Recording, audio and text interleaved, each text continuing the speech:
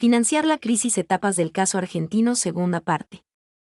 Como se puede observar en la gráfica, los periodos presidenciales a partir de 1953 hasta el año 1965 en el peso dólar sube y baja variándose continuamente a manera que transcurre los años.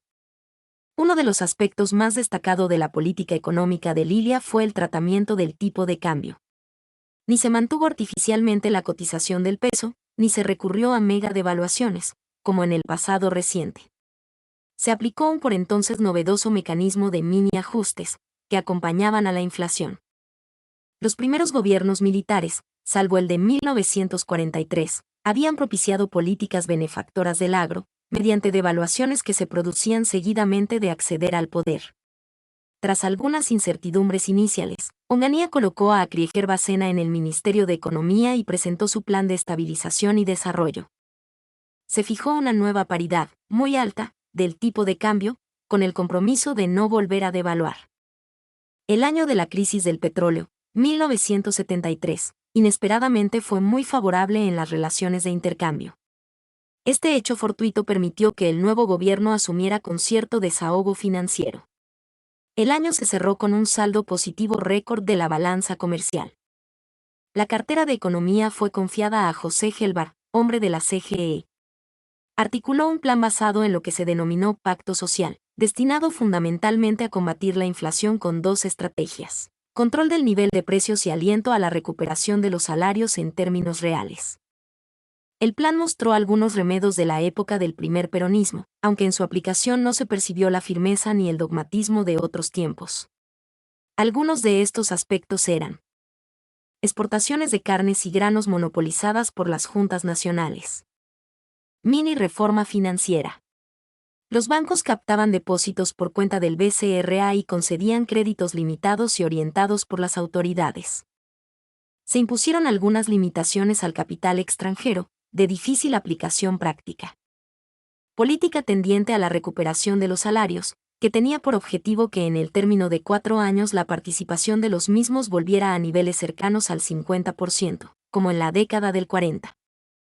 Incremento de los lazos comerciales con los países del bloque soviético y no alineado. Una diferencia importante con el primer periodo peronista fue el tratamiento hacia las exportaciones industriales. Anteriormente la política industrial peronista había estado dirigida al mercado interno. Se adoptaba ahora una tercera estrategia de impulso a la demanda agregada. Antes había sido el turno del consumo primero y de la inversión después. Ahora era el tiempo de las exportaciones. Los indicadores respondieron muy bien en principio. Por ejemplo, en 1974 el desempleo se ubicaba en un insignificante 2,5%. Pero la propia dinámica de precios controlados y salarios en aumento permitió la reaparición de la inflación. Las cosas se agravaron muchísimo ante un factor absolutamente exógeno, aunque no inesperado: la muerte de Perón. El pacto se basaba fundamentalmente en su credibilidad, que a partir de este suceso quedó seriamente dañada. Gelbar permaneció algunos meses en su cargo y finalmente fue desplazado. Tras un paso fugaz del nuevo ministro Gómez Morales, el pacto se diluyó por completo. El ministro Rodrigo intentó sincerar las principales variables económicas, distorsionadas por 2 años de controles y precios máximos. Horas después de asumir anunció una devaluación del 100% del tipo de cambio financiero y 160% del comercial. La medida fue acompañada por aumentos de tenor similar o mayor en las tarifas públicas y combustibles, y se liberaron todos los precios. La estampida inflacionaria generada devastó las cuentas fiscales y externas y el caos económico se agregó a la creciente inestabilidad política. A partir de entonces no hubo plan posible. Los últimos jirones de credibilidad se escurrieron de las manos del gobierno de la viuda de Perón. Políticas monetarias y fiscales entre 1952 y 1975. El plural se utiliza deliberadamente, ya que durante 20 años de inestabilidad política se llevaron a cabo alternativamente políticas expansivas y restrictivas, al compás de inflaciones y recesiones características del stop y go. El tramo peronista 1952-1955 abandonó la expansión fiscal como herramienta de crecimiento de la demanda agregada. El gobierno provisional instalado en 1955 llevó a cabo una profunda reestructuración del sistema financiero, desestatizando los depósitos y devolviendo la autarquía al BCRA. La nueva Carta Orgánica establecía estimular el crecimiento ordenado y persistente del ingreso nacional en el máximo posible. El eje central de la política monetaria fue una fuerte restricción de la tasa de expansión del dinero.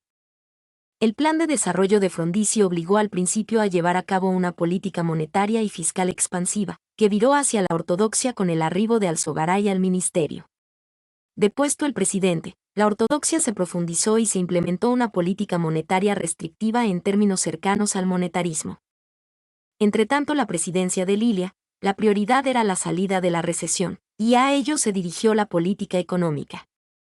El esparcimiento fiscal se manifestó a través del gasto corriente, con una activa política de compras del Estado. La política monetaria fue igualmente expansiva y se orientaba al estímulo del crédito. Inesperadamente, tras el derrocamiento del gobierno, el plan de Bacena profundizó la expansión monetaria. Con tipo de cambio alto y fijo, más la percepción de que los precios no tenderían a incrementarse, la gente estaría dispuesta a retener más dinero, por lo que otro tipo de política hubiera sido difícil de implementar.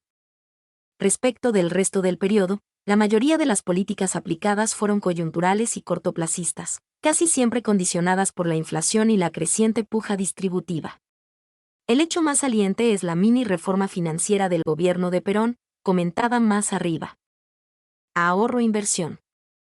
Para todo el periodo la inversión bruta interna ronda un promedio de 19% del PBI, cifra bastante más alta que la del periodo anterior. Ya desde el comienzo de la etapa, pero especialmente a partir de 1958, reaparece y cobra importancia decisiva la inversión extranjera, que se concentra en los dos sectores más dinámicos de la economía, combustible y automotriz. Entre 1953 y 1955, el crédito siguió siendo regulado y dirigido, con tasas de interés reales siempre negativas, pero con un grado de mayor realismo respecto de los determinantes del ahorro. A partir de 1956, se introdujeron herramientas destinadas a una mayor autonomía de los mercados. Entre 1955 y 1962, con excepción de 1959, el ahorro interno no alcanza a financiar a la inversión.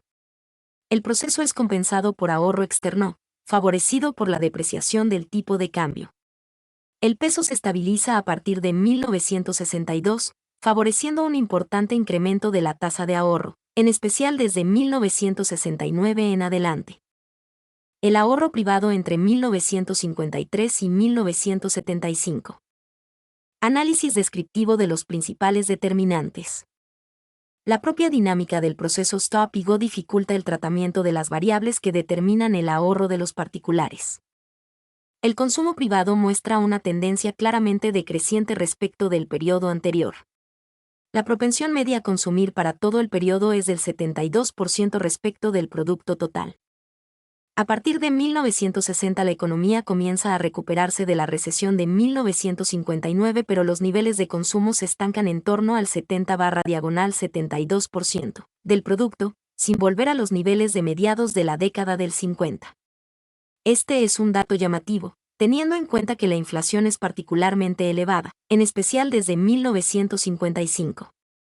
El nivel de empleo es alto a partir de 1963. Contrastación empírica. Para este periodo, funcionó el ahorro privado del tipo keynesiano. Se verifica un ahorro autónomo negativo. La propensión marginal a ahorrar para todo el periodo es del 26%, mayor que la propensión media que es del 20%. Tercera etapa, reforma financiera, tablita, apuestas al dólar y deuda externa. 1976-1982. Caracterización del periodo. Marco internacional. Esta etapa se caracteriza por la retracción de las inversiones mundiales en las áreas productivas de los principales países industrializados y ricos del mundo.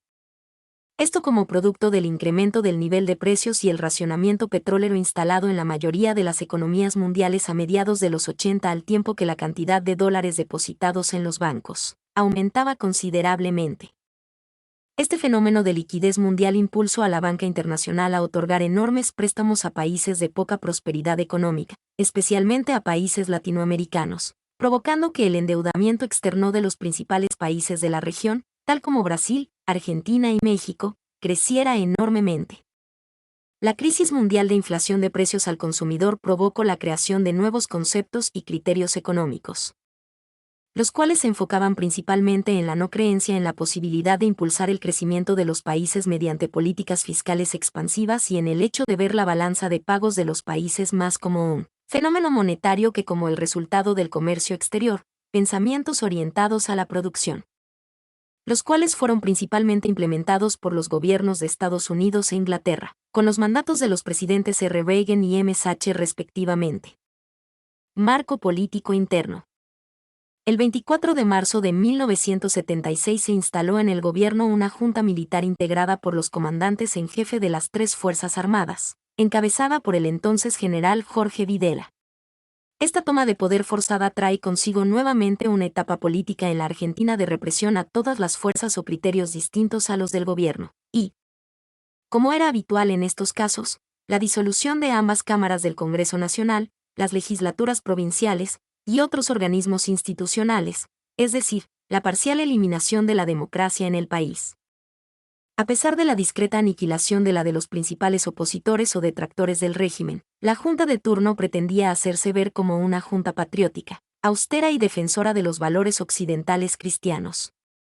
Pero no fue suficiente el hermetismo implementado y a través de algunos medios de prensa se dieron a conocer al pueblo argentino las disputas internas entre las tres Fuerzas Armadas, así como otras informaciones poco favorables para el gobierno.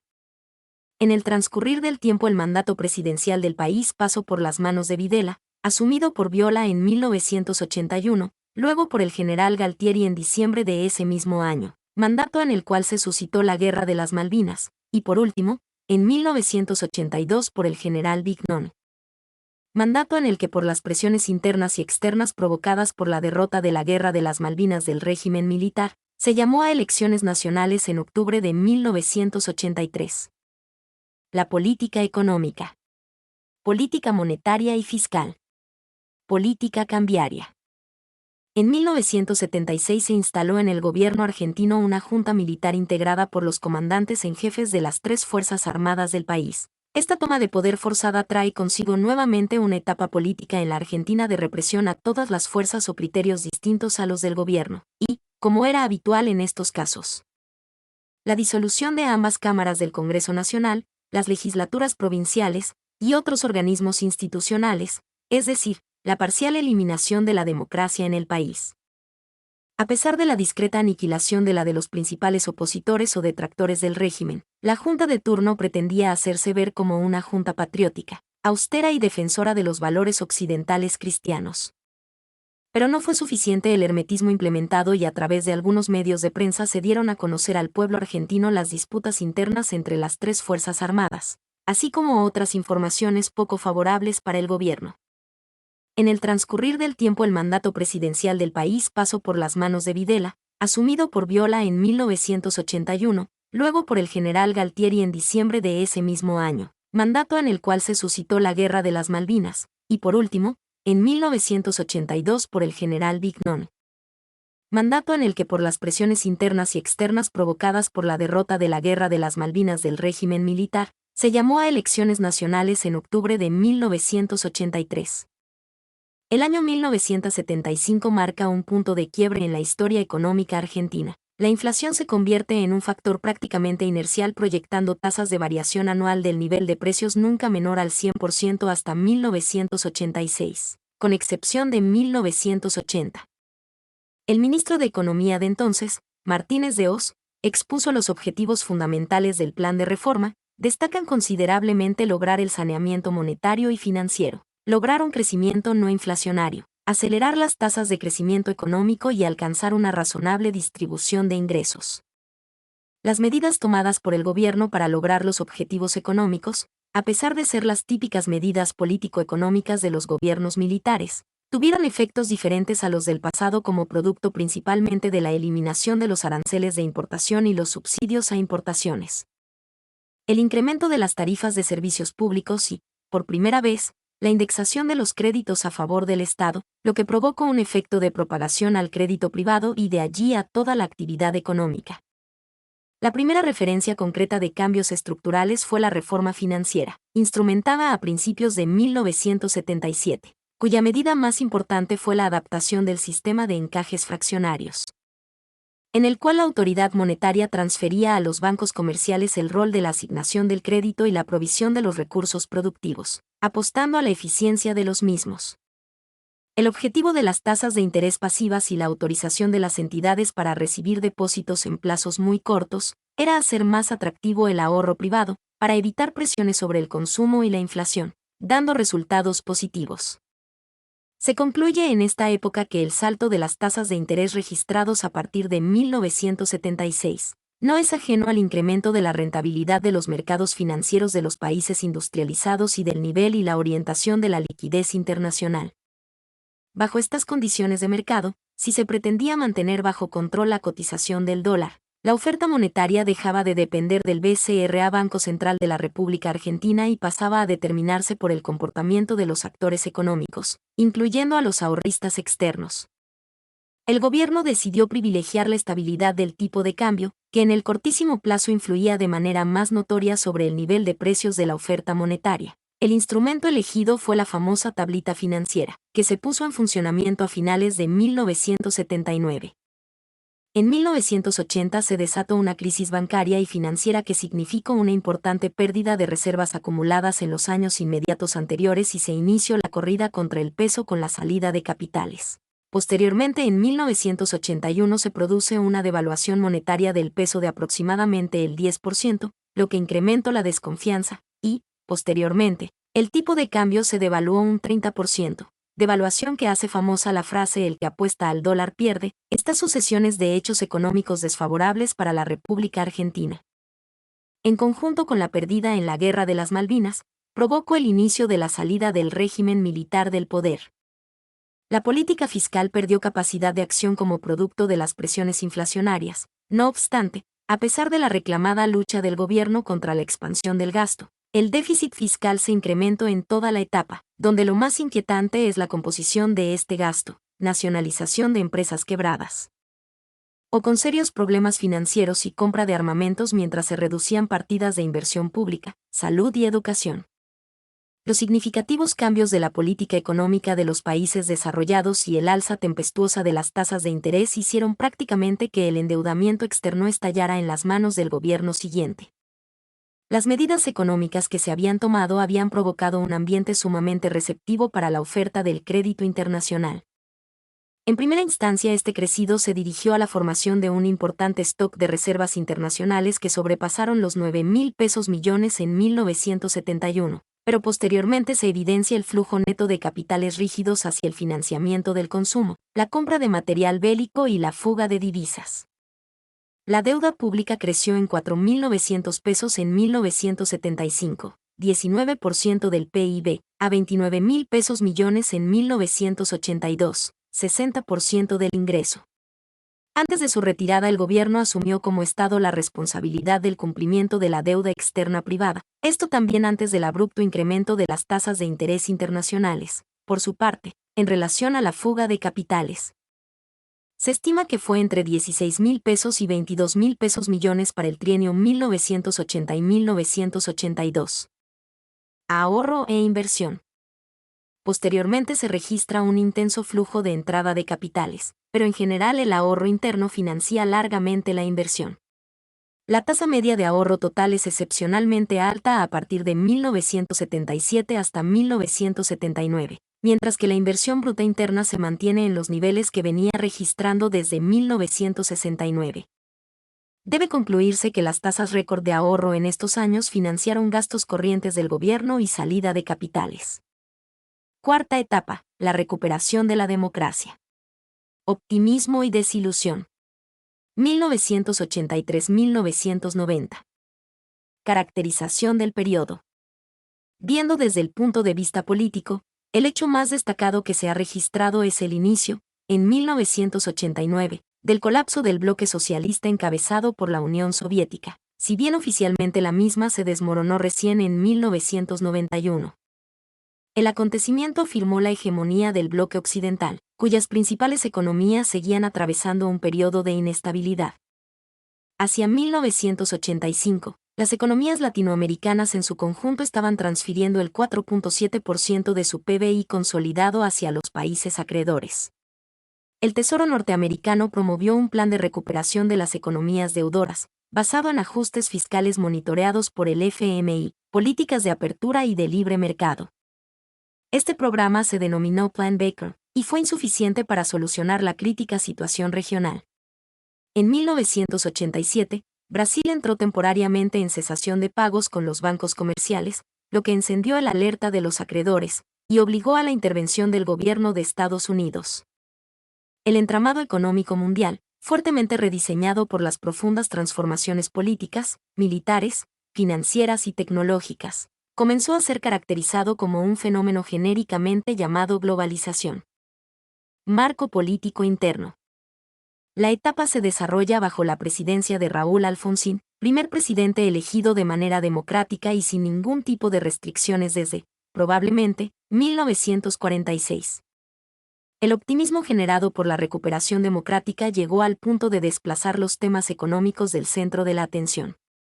Se generó un consenso generalizado en torno a la idea de que, bajo un marco de resguardo institucional, la recuperación económica era una consecuencia natural del proceso. Pasado al enamoramiento inicial, y también como consecuencia del creciente desinterés de la opinión pública independiente, el gobierno se hizo permeable a las presiones de los grupos económicos, los sindicatos, los militares y hasta de la Iglesia. El optimismo inicial, que subordinaba la buena marcha de la economía al funcionamiento de las instituciones democráticas, fue dejado de lado y la coyuntura económica comenzó a cobrar suma importancia en el humor social. El éxito inicial del Plan Austral, del que se habla a continuación, posibilitó en 1985 un triunfo electoral de la UCR más holgado aún que en las elecciones presidenciales que habían llevado a Alfonsín al poder. Pero su posterior deterioro actuó en la misma relación con los niveles de adhesión al gobierno, que vio diluirse su poder, sin atinar a dar nuevas respuestas. La interrelación entre el poder político, en términos reales, no formales, y el panorama económico nunca había sido tan determinante como hasta ese momento, ni siquiera en 1930. La política económica. Se determinó que las autoridades económicas radicales se encontraron al asumir el gobierno con un panorama desolador, aunque no puede decirse que sorprendente. La deuda era de casi el 70% del producto, con reservas internacionales inexistentes. La crisis de la deuda y su presión sobre la balanza de pagos condicionaron el accionar del gobierno en la primera etapa del periodo. Rápidamente se llegó a la conclusión de que no sería posible entablar una negociación con los acreedores sin ofrecer a cambio políticas de ajuste. De inmediato se abandonaron las posturas iniciales, algo arrogantes, y se adoptó una política más proclive a agradar a los Estados Unidos, con el objetivo de que su gobierno presionara al Comité de Bancos. Gráfico 22. Inversión bruta 1978-1990. En puntos porcentuales del PBI. Monografías.com. La estrategia original, con Bernardo Greenspan como ministro de Economía. Fue un remedo de las políticas aplicadas durante el gobierno, de allí. Entre 1963 y 1966. Se procuraba, mediante políticas gradualistas, mantener alto el nivel de empleo, recuperar el poder de compra de los salarios y fomentar el consumo como elemento dinamizador de la demanda agregada. Los empresarios interpretaron que el crecimiento de la demanda sería pasajero y ajustaron la oferta solo lo necesario para responder en el corto plazo. Los precios reaccionaron rápidamente y convencieron al gobierno de que no era posible enfrentar una inflación con un alto grado de componente inercial mediante la aplicación de políticas graduales. En junio de 1985 el gobierno sorprendió con la implementación del Plan Austral, el que tomó su nombre de la nueva unidad monetaria que debutó cotizando a 80 centavos por dólar.